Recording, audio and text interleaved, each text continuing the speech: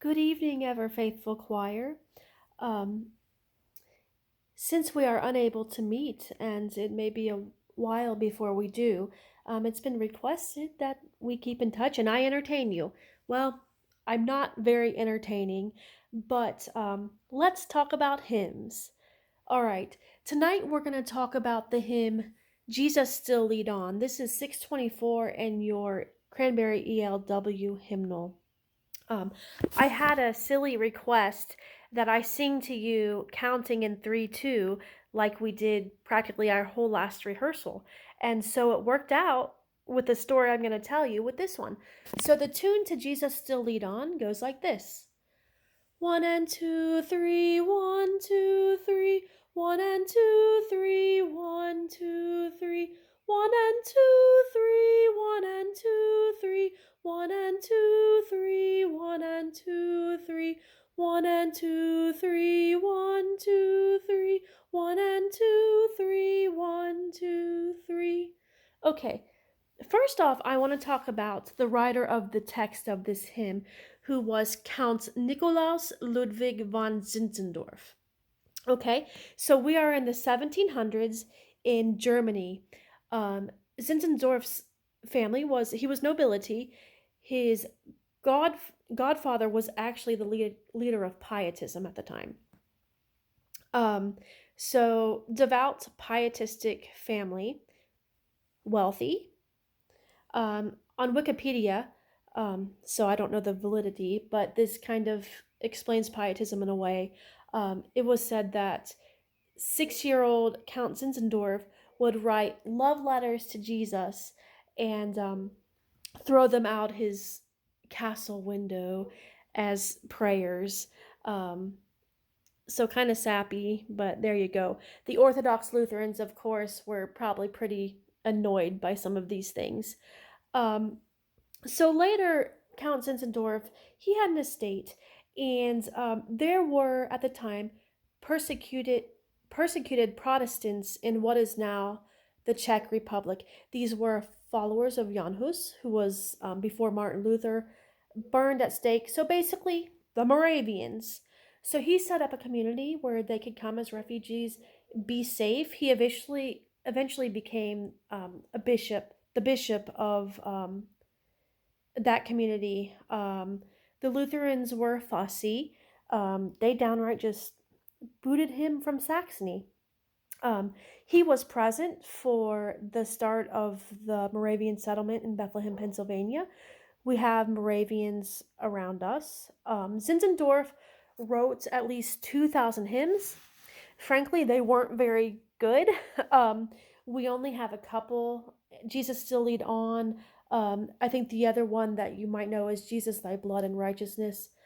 The other hymns, really beyond Moravians, will not be well known or known at all.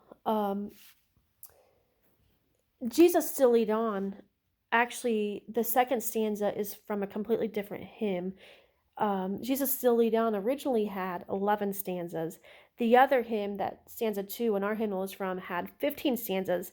So they have revised, condensed. His hymns really didn't have a lot of focus. He was writing a lot of them. Um, it's said that he would improv, just make them up on the spot. So you can imagine they probably ended up being pretty sensational, a lot of the same themes, probably not very good theology if you're doing them on the spot. Anyway, that's Zinzendorf.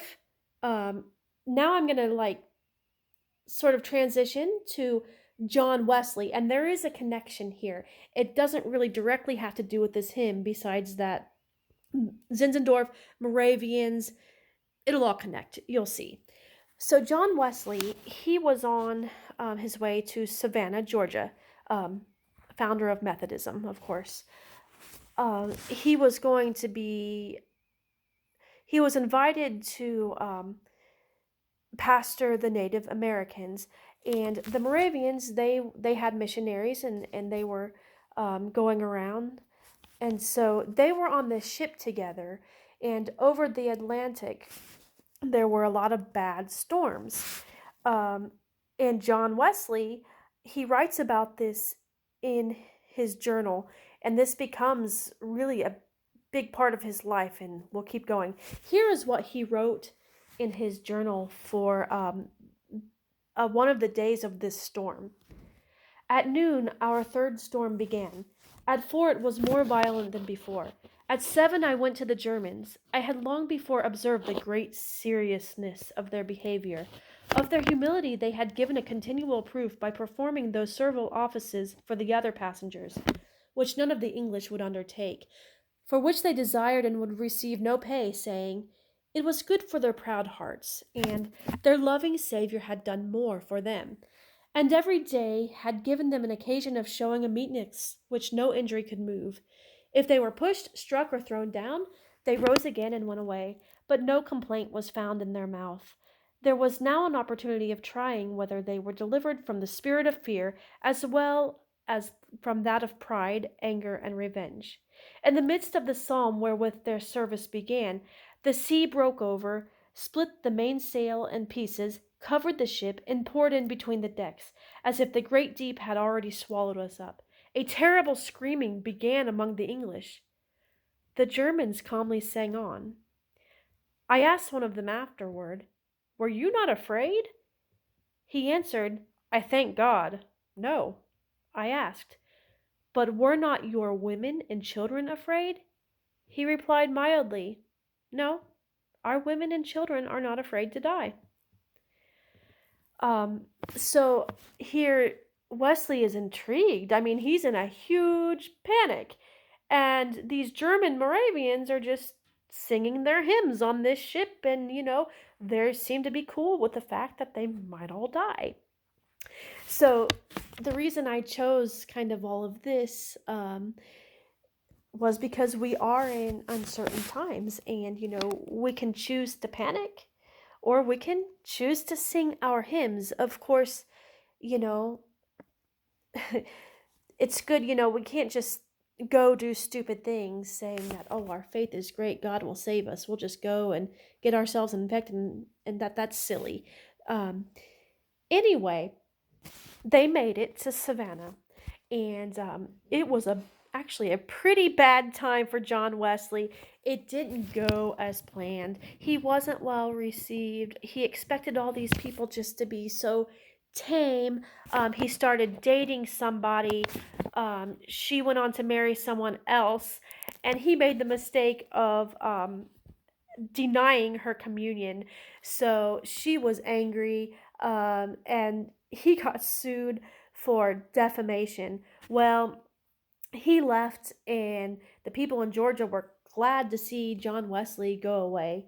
And the Moravians, not much happened in Georgia for them either. Well, John Wesley goes back, and he's really questioning, at this time with all this hard time, he's questioning, oh gosh, my faith, and even to the point of not just, is my faith failing, or he really did question his salvation. So it was pretty serious. And so since he was influenced by those Moravians on the ship, he went back to them, and he decided to go to a society meeting of the Moravians back in England. This is something else he wrote in his journal. So at this meeting, actually the Moravians were talking about, they were reading Martin Luther's preface to the Romans. And Wesley wrote, I felt my heart strangely warmed.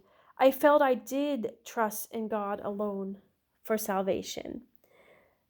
And he goes on to say, an assurance was given me that he had taken away my sins, even mine, even saved me from the law of sin and death.